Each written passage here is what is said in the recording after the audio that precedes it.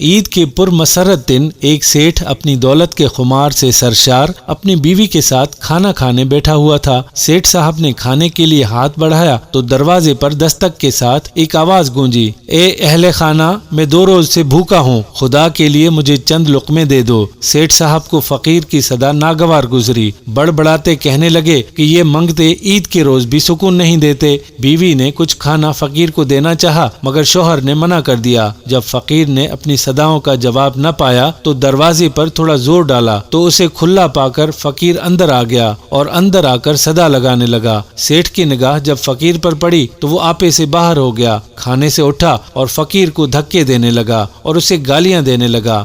آخری دھکے کے نتیجے میں فقیر دروازے سے باہر گلی میں نکل گیا۔ عید کے بعد سیٹھ کو کاروبار میں نقصان پر نقصان ہونے لگا، وہ پریشان رہنے لگا۔ چند ماہ میں گھر وغیرہ، زیورات، سب کچھ نیلام ہو گیا۔ جب نوبت فاقوں تک پہنچی تو سیٹھ اپنی بیوی سے کہنے لگا، اب تو میرا اپنا روح اور جسم کا برقرار رکھنا بھی محال ہو گیا ہے، ایسے میں تمہارا بوجھ اٹھانا میرے لیے ممکن نہیں، لہٰذا میں باہوش و حواس تمہیں طلاق دیتا ہوں۔ بیوی نے طلاق لی، الوداع کہا اور عدت پوری کرنے کے بعد ایک اور شخص کے ساتھ شادی کر لی اور زندگی گزارنے لگی۔ دوبارہ عید کا دن آیا، یہ خاتون اور اس کا نیا شوہر کھانا شروع کرنے ہی لگے تو عین اس وقت دروازے پر دستک ہوئی اور آواز آئی کہ میں سخت بھوکا ہوں، خدا کے لیے مجھے کھانا دے دو۔ اس نئے خاوند نے سارا کھانا اٹھایا اور بیوی سے کہا کہ ہم اور بنا لیں گے، چلو اس فقیر کو سارا کھانا دے دیتے ہیں۔ دونوں میاں بیوی دروازے پر آئے، جب بیوی نے فقیر کو دیکھا تو سکتے میں آ گئی۔ نئے شوہر نے پوچھا کہ کیا ہوا؟ بیوی کہنے لگی، جناب پچھلے سال میں اس فقیر کی بیوی تھی اور آج کی طرح عید کا دن تھا اور اسی طرح ایک فقیر آیا اور اس نے کھانے کا سوال کیا تھا،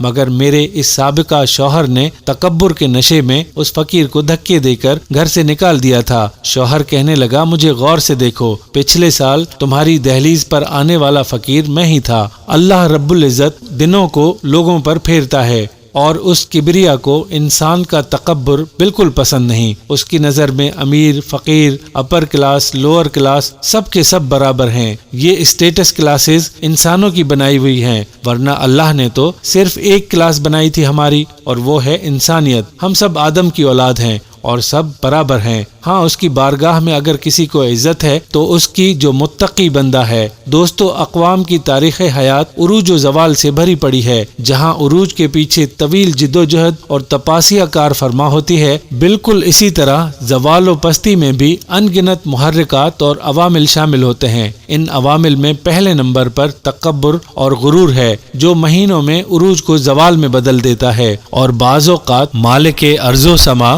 جابرین و متکبرین کی رسی دراز کر کے مہلت در مہلت دیتا ہے اور کبھی لمحوں میں تکبرین کا تکبر خاک میں ملا دیتا ہے۔ یہ سب بساط اس مالک کی بچھائی ہے اور نہ جانے کب پاسا کس طرف پلٹ دے، اس کے راز وہی جانے۔ چاہے تو ذرے کو اٹھا کر اوج پر پہنچا دے اور اگر چاہے تو عزت و دولت کے تخت سے اٹھا کر ذلت و رسوائی کی اندھیری غار میں دھکیل دے۔ اللہ پاک تکبر کرنے سے سب کو بچائے، آمین ثم آمین یا رب العالمین۔